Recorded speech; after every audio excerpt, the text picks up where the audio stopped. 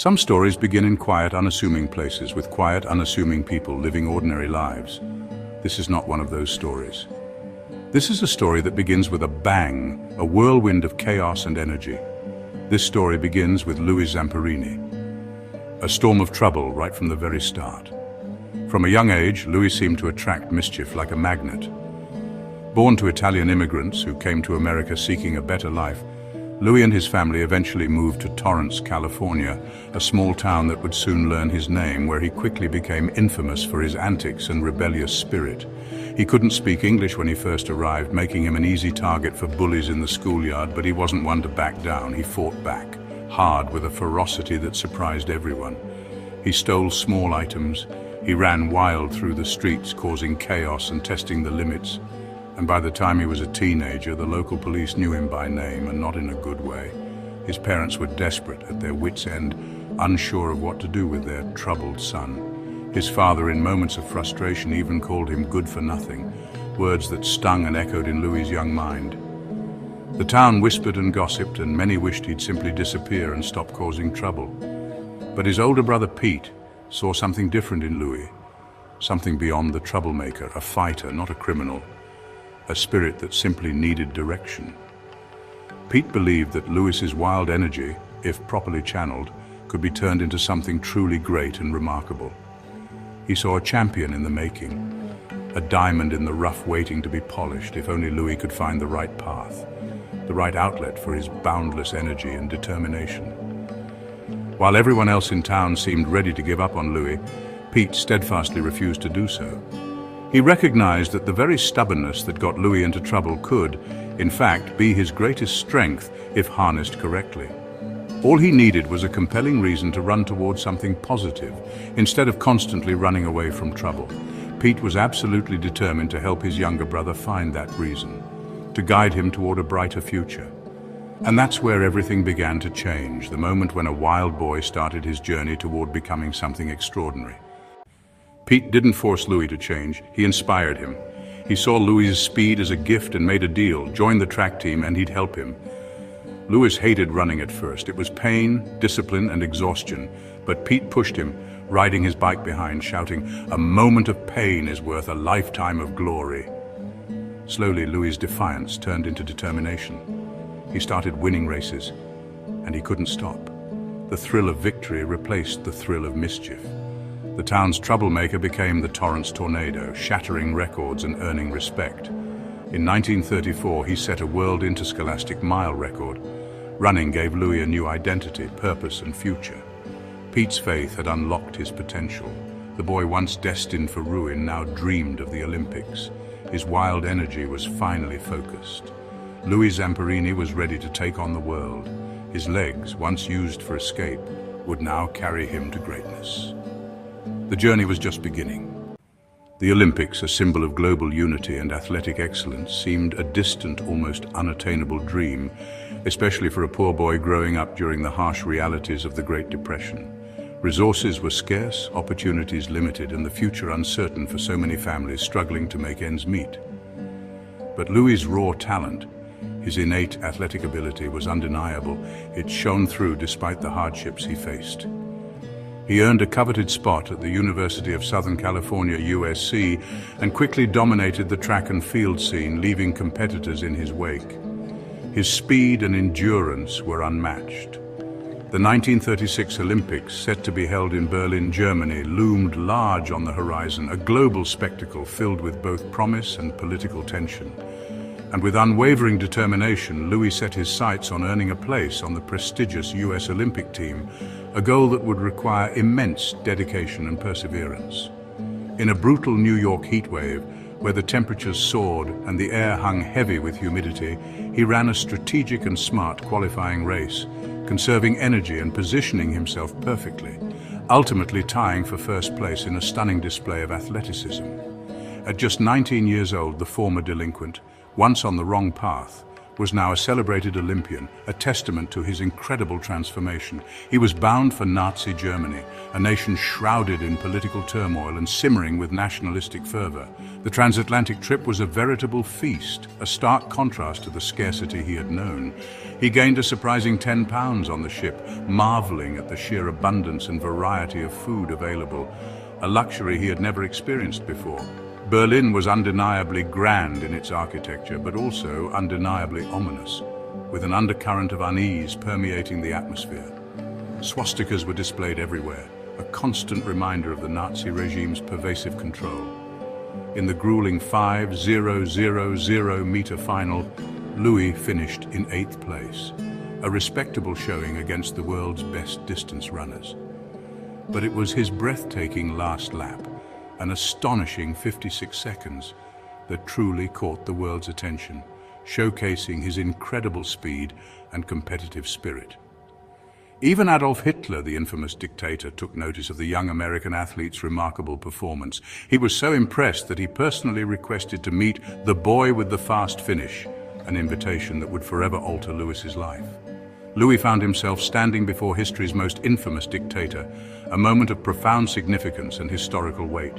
He felt a complex mix of awe at the spectacle and a deep sense of unease in the presence of such a powerful and malevolent figure. He left Berlin without a medal to show for his efforts, but he carried with him a newfound reputation for unwavering heart, incredible speed, and unyielding determination. The Olympics had profoundly changed him, shaping his character and instilling in him a sense of purpose. But the world around him was changing rapidly too, with political tensions escalating and the threat of war looming ever closer. The dark clouds of war were gathering on the horizon, casting a shadow of uncertainty over the future. And for Louis Zamperini, the Olympian, the greatest tests of his courage and resilience were still yet to come, challenges that would push him to the very limits of human endurance. Olympic glory faded as war erupted. The 1940 Games were cancelled and Louis joined the Army Air Forces as a bombardier. He flew dangerous missions over the Pacific in B-24 bombers, flying coffins, as crews called them. After a harrowing mission left their plane riddled with holes, Louis's crew was assigned to the unreliable Green Hornet for a rescue flight. On May 27, 1943, disaster struck. 2 engines failed and the plane spiraled into the ocean. Chaos erupted as the bomber slammed into the water. Louis braced for impact. The world exploded into darkness. Only 3 men survived: Louis, pilot Phil, and tail gunner Mac. They clung to life rafts adrift in the vast Pacific. The war had taken a terrifying turn. Survival was now a day-to-day battle. The finish line was nowhere in sight. Louis's fight was just beginning. Louis awoke disoriented, tangled in the cold, unforgiving wreckage of the downed bomber. He was deep beneath the surface of the vast Pacific Ocean, surrounded by twisted metal and floating debris.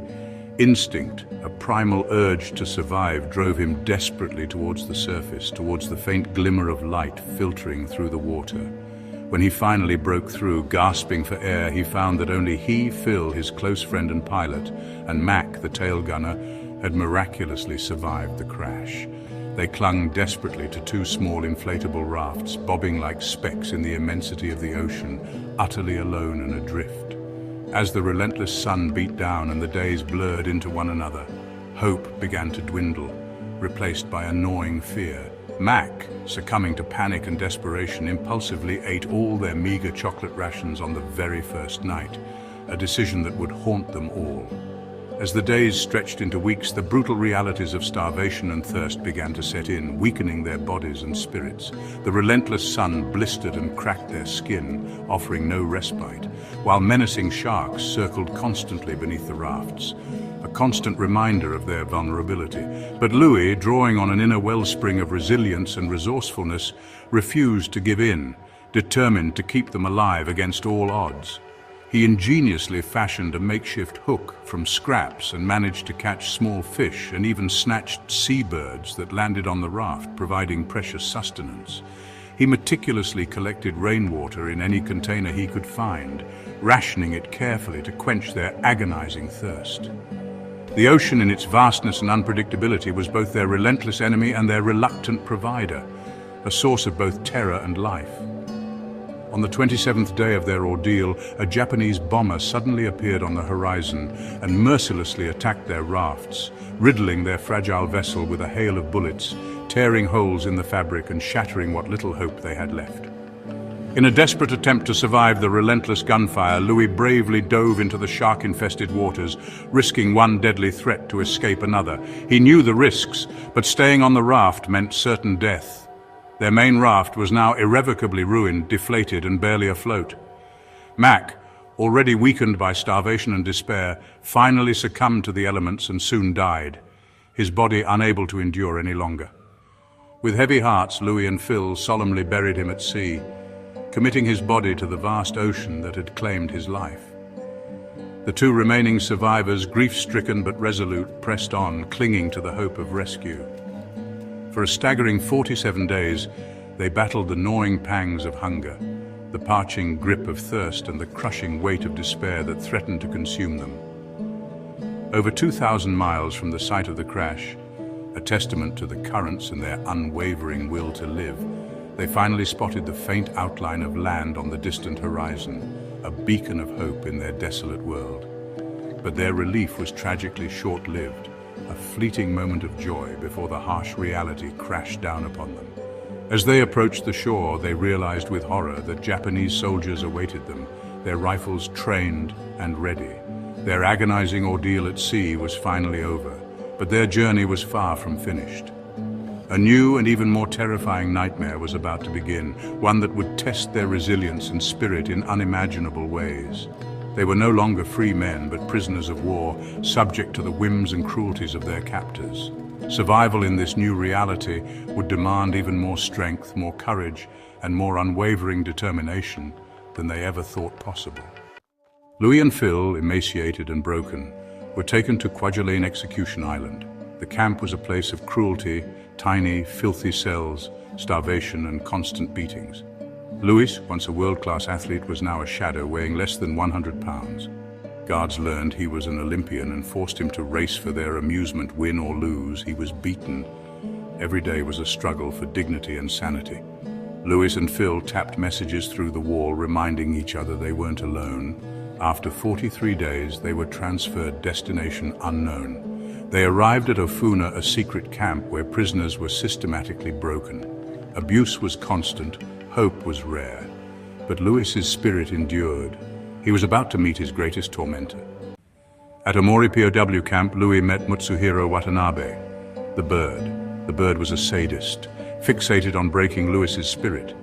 He beat Louis relentlessly, forced other prisoners to punch him, and invented new humiliations. The bird's cruelty was legendary. His presence inspired terror. Louis's defiance only fueled the abuse. In a notorious test, the bird ordered Louis to hold a heavy beam overhead. Drop it and he'd be shot. Louis, starving and weak, held it for 37 agonizing minutes.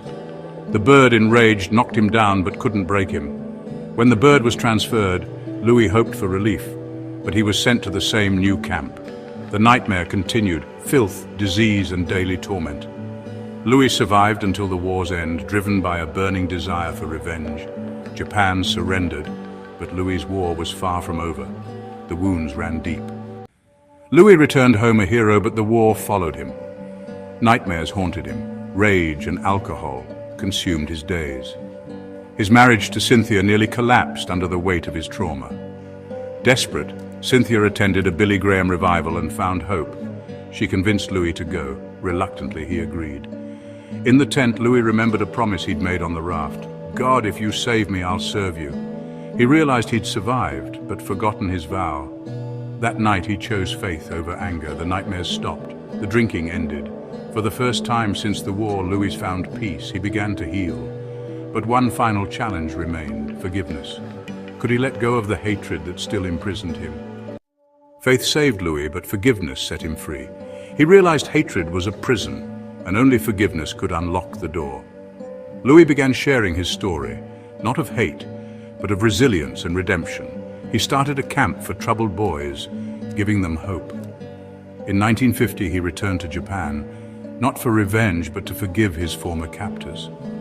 He met with guards, offering forgiveness. Many wept in disbelief. The bird, still in hiding, refused to see him. Louis sent a letter offering forgiveness anyway. He carried the Olympic torch near the camp where he'd suffered. Louis's life became a testament to the power of the human spirit. He proved that even in darkness we can choose hope. He lived to 97, inspiring millions. Louis Zamperini's spirit remained unbroken, his greatest victory of all.